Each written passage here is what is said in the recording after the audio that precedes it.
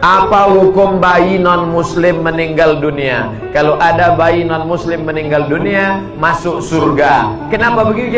Karena bayi kecil itu sudah Islam sebelum masuk ke dalam rahim perut ibunya. Loh, dia Islamnya di mana? Dulu di alam arwah. Sebelum masuk ke dalam perut emaknya, dia sudah Islam. Dikumpulkan Allah semua roh. Belum ada kuku, belum ada bulu, belum ada darah, belum ada tulang, belum ada sumsum. Semuanya ditanya Allah Ta'ala, Alastu bi rabbikum, bukankah aku ni Tuhan kamu? Semuanya waktu itu menjawab, Bala syahidna, ya, engkau adalah Tuhan kami. Maka kita sudah bersaksi sebelum masuk ke dalam perut ibu kita. Setelah itu kita pun proses dalam kandungan 40 hari dalam bentuk darah, 40 hari dalam bentuk air sperma, 40 hari dalam bentuk darah, 40 hari dalam bentuk daging, 40 hari, 40 hari, 40 hari, 120 hari. Kemudian datang malaikat membawa roh yang sudah ready Islam tadi masuk ke dalam perut. Kebetulan saya masuk ke dalam perut emak saya orang Melayu, saya pun jadi orang Melayu. Kebetulan bapak masuk ke dalam perut orang Batak, lahir menjadi orang Batak. Anak kita sesudina, oh dong masudin. Kebetulan masuk dalam perut orang Jawa, bapaknya pun bertanya, pripun kapari api us perang dina orang teko kene. Kebetulan masuk dalam perut orang Minangkabau, ba kabar kini di mati enggak di padang banyak kubuah, oh balanci-lancian air rumahnya di rumah awak. Kebetulan masuk ke dalam perut orang barat Eropa, lahir ke dunia, bapaknya tak menjawab dengan azan, tapi disambutnya, wow, amazing.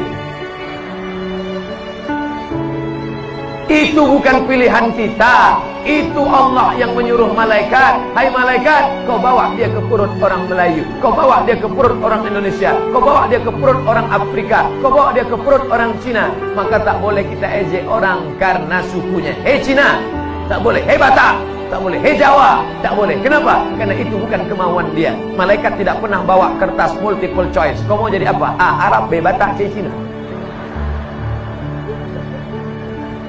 Nah, maka kalau anak ini meninggal waktu kecil, maka dia belum ada akal balik, maka dia masuk surga.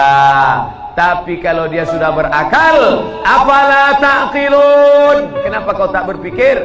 Masuk ke dalam perut orang Tapanuli Utara, non-muslim, tapi kemudian dia mencari, akhirnya dia masuk Islam, jadi ustadz di Jakarta. Itulah namanya Ustadz Nababan. Itulah ustadz yang namanya bisa dibaca dari kiri, bisa dari kanan, Nababan. Masuk ke dalam perut orang Sulawesi Utara, non-muslim, menjadi pendeta, doktor, menjadi rektor sekolah teologi, mencari, masuk Islam. Itulah dia Ustadz Yahya Walone. Masuk ke dalam perut orang Cina dari Sumatera Selatan, Palembang, tapi akhirnya dia mencari, berdebat selama 9 jam, akhirnya dapat hidayah, masuk Islam. Itulah dia jadi Ustadz Felix Xiao Haya Cincai.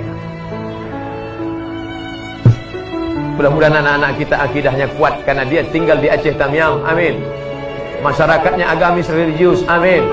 Dan banyak pula pondok pesantren tahfiz Quran. Jangan sampai ayam mati di lumbung padi. Kenapa? Karena tidak diberikan sekolah agama yang baik. Bengkak biji mata ibu itu gara-gara melepas anak. Kami, saya dengan Ustadz Fadil Rahmi, 4 tahun di Mesir tak pernah pulang. Dari Aceh ke Mesir, dari Riau ke Mesir, berapa negara itu panjang. Ini ada ibu-ibu mau nangis. Anak ibu sekolah di mana? Di Banda Aceh.